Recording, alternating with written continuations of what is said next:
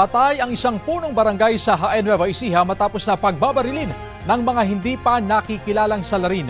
Sa Arayat, Pampanga naman, patay din sa pamamaril ang isang konsihal habang sugatan ang kasama niyang barangay chairman. Ang mainit na balita hatid ni CJ Torida ng GMA Regional TV. Nagkagulo ang mga tao sa isang covered court sa Arayat, Pampanga matapos makarinig ng sunod-sunod na putok ng baril sa gitna ng medical mission doon nitong Martes.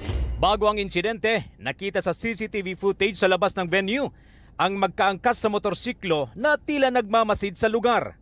Ilang sandali, lumipat sila ng lane. Pinaputokan nila ang dalawang lalaking bumaba sa isang sasakyan, saka humarurot paalis. Patay sa pamamaril ang isang konsehal ng bayan. Sugatan naman ang isang barangay chairman. Inaalam pa ng pulisya kung election-related ang insidente. Patuloy pa ang investigasyon sa motibo at pagtukoy sa mga salarin. Sinisikap ng Regional TV na makuhanan ng pahayag ang kaanak ng mga biktima. Patay sa pamamaril ang isang barangay chairman sa Jaén, Nueva Ecija. Nangyari ang pamamaril malapit mismo sa bahay ng biktimang si Mark Vic Pascual sa barangay Don Mariano Marcos. Ayon sa investigasyon, nakatayo sa harap ng isang establishmento ang biktima at kanyang mga kasama para sa routine duty sa barangay.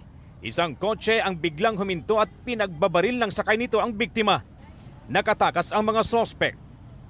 Dead on arrival sa ospital ang biktima na nagtamo ng tama ng bala ng baril sa iba't ibang bahagi ng katawan.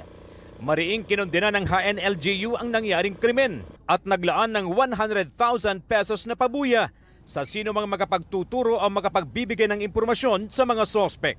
Walang pahayag ang mga anak ni Pascual, maging ang pulisya dahil gumugulong na ang investigasyon. CJ Torida ng GMA Regional TV, nagbabalita para sa GMA Integrated News.